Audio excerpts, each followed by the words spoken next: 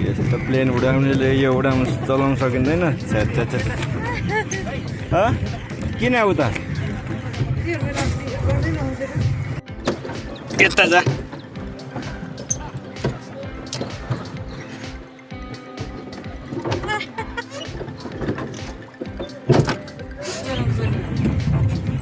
यस्तो यस्तो ठोकाइदिउँ।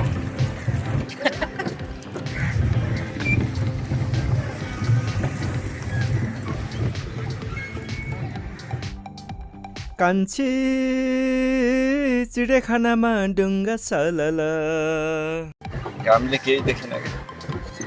आयो आयो आयो ब्रेक ब्रेक छैन यसको। ल ल यता यता काटौँ ल।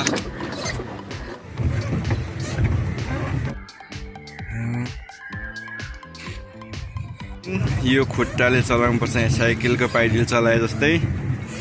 र यहाँ यो चाहिँ गियर छ, उता यता तान्यो भने यस्तो जान्छ, यता गऱ्यो भने उता जान्छ। यो चाहिँ गियर जस्तै हो, गाडी गियर जस्तै यस्तो यस्तो चाहिँ रेगा बनाएको छ डोरीको। त्यो रेगा रेगा कुदाउनु दर्शक उता गयो भने फेरि भित्तामा ठोकेर एक्सिडेन्ट हुने प्रबल सम्भावना छ। क्र्यास गरौँ क्र्यास। अब म ठोक्काएँ।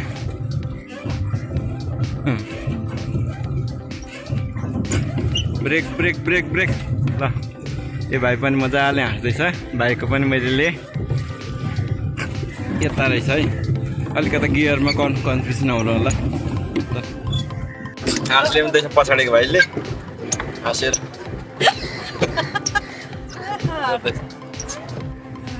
हामी अब जाने तर्खरमा छौँ, बिसाउने तर्खरमा आइपुगिसकेको छ। हाम्रो रफ्तार एक फोनको घुम्यो।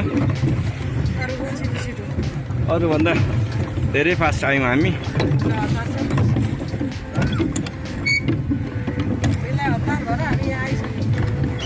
यति फास्ट आयो हामी। आमामा यता यता नठोकी यस्तो तोडले आएन यार। ल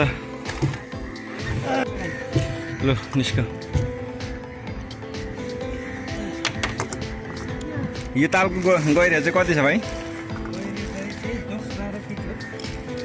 कति गरे?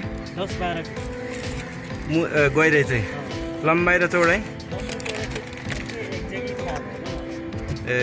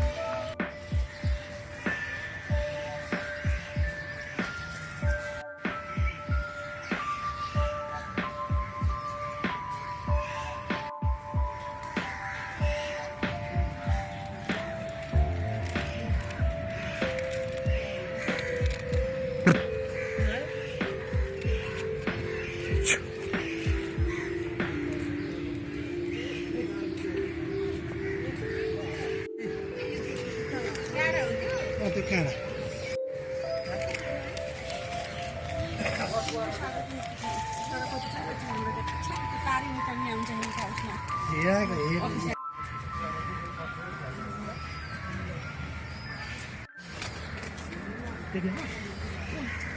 अब यही हो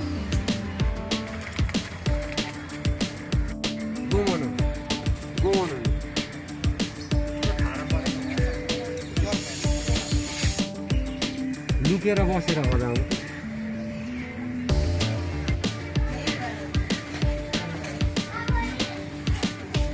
हाम्रो फोटो देखेर जरा त हेर्नु न